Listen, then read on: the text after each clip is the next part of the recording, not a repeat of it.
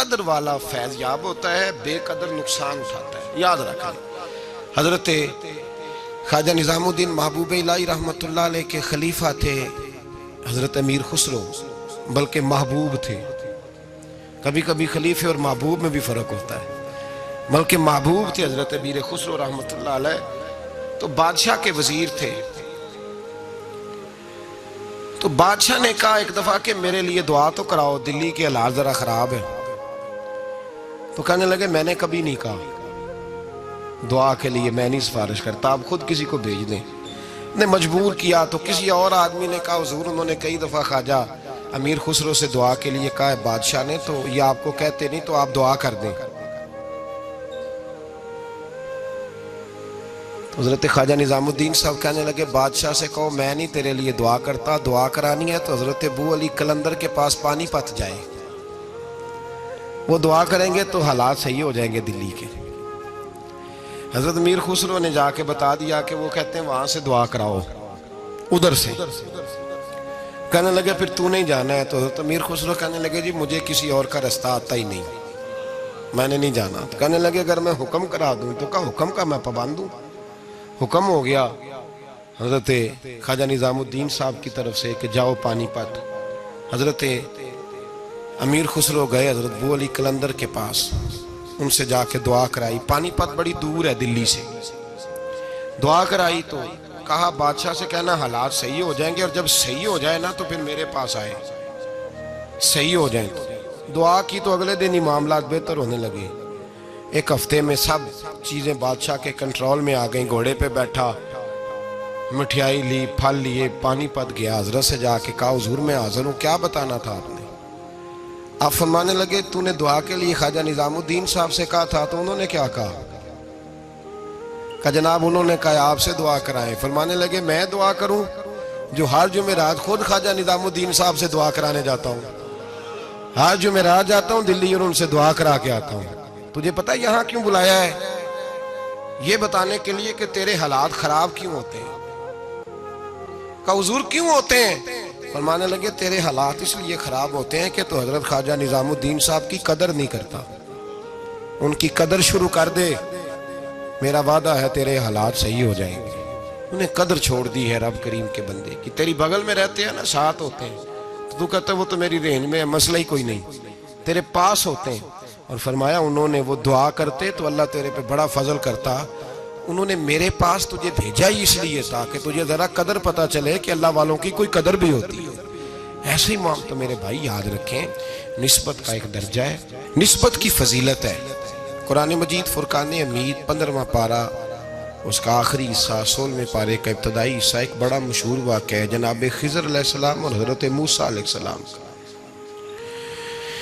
بڑا معروف ہے۔ کسی وقت میں چاہتا ہوں کہ وہ سارا واقعہ تفصیل سے عرض کروں اور اسی طرح کی کسی نشست میں، خاص لوگوں کی نشست میں وہ بات بھی عرض کروں گا، لیکن ایک بات ان میں سے یہ تھی کہ حضرت خضر علیہ السلام نے جناب موسیٰ علیہ السلام سے کہا تھا کہ آپ میرے ساتھ صبر نہیں کر سکیں گے، جو میں کر رہا ہوں گا آپ نے اس طرح کرنا ہے کہ مانتے جانا ہے، تبصرہ نہیں کرنا۔ اور یہی بڑا مشکل کام ہے، صرف مانتے جانا، یہ مشکل کام ہے۔ ایک جگہ ایسی آئی کہ جہاں گاؤں تھا، حضرت موسیٰ اور جناب خضر علیہ السلام پہنچے تو بستی کے لوگوں نے نہ پانی پوچھا، نہ کھانا دیا، نہ بیٹھنے کو چارپائی دی، لیکن حضرت خضر صبح سے شروع ہوئے اور شام تک ایک دیوار بناتے رہے۔ دیوار گر رہی تھی، اس کو سیدھا کیا، بنایا، اور جب دیوار کو بنا لیا تو حضرت موسیٰ علیہ السلام کہنے لگے اتنے خشک لوگ تھے کہ انہوں نے پانی تک نہیں پوچھا، تو آپ سارا دن کام کرتے رہے، کیا وجہ تھی؟ تو آپ نے فرمایا تمہیں کہا تھا نا تم صبر نہیں کر سکتے، تم نہیں صبر کر سکتے۔ تو فرمایا پھر بتا دیں۔ حضرت موسیٰ علیہ السلام کے سوال پر جناب خضر نے یہ جواب دیا کہ اس دیوار کے نیچے 2 یتیم بچوں کا خزانہ ہے، اگر دیوار گر جاتی، خزانہ ظاہر ہو جاتا تو لوگ وہ خزانہ اٹھا کے لے جاتے، اس لیے بنائی ہے۔ تو کہا کہ بچے ہیں، ابھی تو انہوں نے کوئی نیک عمل نہیں کیا، تو یہ جو اللہ کا فضل ہو رہا ہے کس وجہ سے ہو رہا ہے؟ تو قرآن کے 2 جملے ہیں، کہا وَكَانَ أَبُوهُمَا صَالِحًا، یہ ان پر فضل اس لیے ہو رہا ہے کہ ان کا باپ نیک آدمی تھا۔ وکان ابوہما صالحا، ان کا باپ ایک وکان ابوہما صالحا، باپ ان کا نیک تھا۔ قاضی ثناء اللہ صاحب پانی پتی رحمۃ اللہ علیہ فرماتے ہیں وہ ڈائریکٹ باپ نہیں تھا، دادا بھی نہیں تھا، پردادا بھی نہیں تھا، وہ 7ویں نسل میں جا کے نیک تھا۔ تو نسبت کی ایک بہار تو ہوئی نا، ایک بہار تو ہوئی، اس کا ایک اثر تو ہوا نا کہ 7ویں نسل تک کسی نیک آدمی کی اولاد پہ اللہ رحم فرماتا ہے۔ اب ایک آدمی ہے وہ کہتا ہے میں نماز بھی نہیں پڑھنی، روزہ بھی نہیں رکھنا، داڑھی بھی نہیں رکھنی، لیکن میں ہوں پیر صاحب کا بیٹا۔ تو قرآن کہتا ہے وَكَانَ أَبُوهُمَا صَالِحًا، لہذا آؤ سارے میرے ہاتھ چومو۔ ایک بات، صرف ایک بات اس کو ذہن میں رکھیں، وہ اپنے شیخ کا، اپنے باپ کے مشن کا مخالف نہ ہو، مخالف نہ ہو، شریعت کی حد توڑنے والا نہ ہو۔ باقی اگر اس کے اعمال میں کوئی کمی بھی ہوگی تو ہمیں اس کی عزت کرنے کا حکم ہے، ہمیں اس کی عزت کرنے کا۔ حضرت سیدنا نوح علیہ السلام کا بیٹا جناب نوح کے مشن کا مخالف تھا، وہ انکار کرتا تھا حضرت نوح علیہ السلام کا۔ تو قرآن مجید نے کہا کہ نوح یہ تیرا بیٹا ہی نہیں۔ تو ایسے آدمی کی عزت کرنا ہمارے لیے بہتر، یہ افراط و تفرید ہے۔ کچھ لوگ کہتے ہیں جی پیر صاحب کا بیٹا ہوگا تو گھر ہوگا، اگر اس کے اندر زیادہ خوبی پائی جاتی ہے تو ہم اپنے شیخ کی وجہ سے، اپنے استاد کی وجہ سے، جو کہ نسبتوں سے نسبتیں ہوتی ہیں نا، نسبتوں سے، نبی پاک صلی اللہ علیہ وسلم نے فرمایا تیری ساس اور تیرا سسر تیرے ماں باپ ہیں۔ کس کی وجہ سے؟ جی بیوی کی وجہ سے۔ کس کی وجہ سے؟ چاہے ان کے ساتھ ایک رات انسان ایک مکان میں ایک رات بھی نہ گزری ہو، چاہے ایک دن بھی کھانے پہ کٹھے نہ ہوئے ہوں کوئی، تو کس وجہ سے ماں باپ ہو گئے؟ یعنی نسبت کی وجہ سے۔ نسبت اس کا ایک اثر ہے، اس کی ایک حیثیت ہے دین میں۔ نسبت کا احترام کیا جائے گا، نسبت کا ادب کیا جائے گا۔ نسبت سے اعلیٰ حضرت فاضل بریلوی رحمۃ اللہ تعالیٰ علیہ سے کسی نے مسئلہ پوچھا کہ جناب مسجد کی کوئی چیز ہے تو اگر ہم وہ بیچیں، فالتو ہو گئی یا اضافی ہے تو بیچ سکتے ہیں؟ تو اعلیٰ حضرت نے فرمایا بیچ تو سکتے ہو، پر شرط یہ ہے کہ جس کو بیچو اس کو کہو کہ کسی غلط جگہ اور تو ناپاک جگہ استعمال نہیں کرے گا، مسجد کی چیز ہے پاک جگہ استعمال کرے گا۔ اس لیے کہ مسجد، اچھا جب وہ آئی تھی کارخانے سے تب تو ساری ایک جگہ بنی ہوئی تھی، اب مسجد سے لگ کے گئی ہے تو اب اس کی نسبت بڑھ گئی ہے۔ تو یاد رکھیں ہمارے صوفیاء جو کہتے ہیں نا استاد کے پوتے کا بھی ادب کرنا ہے، نواسے کا بھی ادب کرنا ہے، بیٹے کا بھی ادب کرنا ہے، صرف ایک بات یاد رکھیں، اگر وہ مشن کا مخالف ہے، ان کی تعلیمات کا مخالف ہے، ان کی تعلیمات پہ چلتا نہیں، تو پھر تو آپ اس سے اعراض برتیں گے۔ بلکہ یہاں بھی 2 باتیں لکھی ہمارے صوفیاء نے، کہتے ہیں کہ مخالفت نہیں کرتا لیکن پورا عمل بھی نہیں کرتا، تو آپ اس طرح کریں، اسے رہنما نہ مانیں لیکن عزت اس کی بھی کریں۔ عزت، وہ مخالفت نہیں کرتا لیکن پورا عمل بھی، سمجھ لیں اس پہ وسوسے طاری ہیں، دنیا دار ہو گیا ہے، شیطان کے ہتھے چڑھ گیا ہے، لیکن اس کی عزت پھر بھی کریں۔ کیوں کریں؟ تو پیر سید مراتب علی شاہ صاحب رحمۃ اللہ علیہ سے میں نے پوچھا، میں نے کہا شاہ جی کیوں کریں؟ جب وہ اور کسی چکر میں پڑ گیا ہے، چلیں اپنے بزرگوں کی مخالفت تو نہیں کر رہا لیکن پوری تابعداری بھی نہیں کر رہا، تو بزرگوں کی باتیں بڑی ہوتی ہیں۔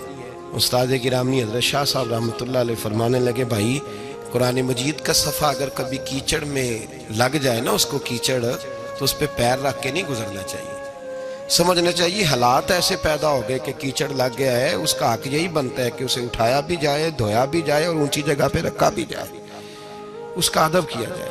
تو میرے بھائی یاد رکھیں، اگر ایسے لوگ جو بزرگوں کی اولاد ہیں، اگر وہ مخالفت نہیں کر رہے، مشن کی مخالفت، اگر وہ مخالفت نہیں کر رہے، پھر ان کی 2 حیثیتیں ہیں، یہاں تو وہ پوری تابعداری کریں تو پورے سلوٹ کے حقدار ہیں، پھر تو شیخ کا بیٹا ہی نہیں، وہ شیخ کہلائے گا، وہ اسی مسند پہ اسے دیکھنا چاہیے جس مسند پر اپنے شیخ کو دیکھتا تھا۔ اس لیے کہ میرے مصطفیٰ کریم سید عالم صلی اللہ تعالی علیہ وسلم کے پیارے محبوب ہیں مولا علی شیر خدا رضی اللہ تعالیٰ عنہ، تو حضرت علی نے اپنے بعد ڈائریکٹ اپنے بیٹے کو خلافت دی، امام حسن کو بٹھایا، تو تو لوگ کہتے ہیں کہ جس وقت امام حسن امور خلافت چلانے کے لیے بیٹھے 6 مہینے خلافت فرمائی ہے امام حسن نے بھی، تو فرماتے ہیں جب وہ بولتے تھے تو لگتا تھا اپنا انداز بھول گئے ہیں، مولا علی کا اپنا لیا ہے۔ ان کا اٹھنا بیٹھنا چلنا پھرنا بالکل عین حضرت شیر خدا کی طرح تھا۔ تو اگر تو وہ مشن پہ چل رہا ہے تو اس نظر سے دیکھیں، اور اگر نہیں بھی چل رہا، مخالفت نہیں کر رہا، تو پھر بھی وہ قابل احترام اور اس کا احترام کیا جائے۔ احترام کیوں بھلا؟ اس لیے کہ جہاں سے خیر ملی ہوتی ہے نا، بندہ ان کی نسلوں کا بھی خادم ہوتا ہے، کیونکہ اصلہ نال یہ نیکی کریے تو نسلاں تاک وہ نہیں بھول دے، تو بندہ خادم ہوتا ہے نسلوں کا بھی خادم ہوتا ہے۔ اور یہ کام کر کے دکھایا ہمیں صحابہ نے، کر کے دکھایا۔ حضرت سیدنا امام حسین رضی اللہ تعالیٰ عنہ گھوڑے پہ تشریف فرما تھے۔ اب تو بڑا برا حال ہے، لوگ صحابہ کو برا کہتے ہیں اہل بیت کا نام لے کے۔ میں کہتا ہوں ہمیں تو اہل بیت سے پیار کرنا ہی صحابہ نے سکھایا ہے، انہوں نے بتایا ادب کیا ہے۔ اور صاحب طبقات، حالانکہ ان کا انداز بڑا محققانہ ہے، بڑی جان پھٹک کے بعد وہ چیزوں کو لاتے ہیں۔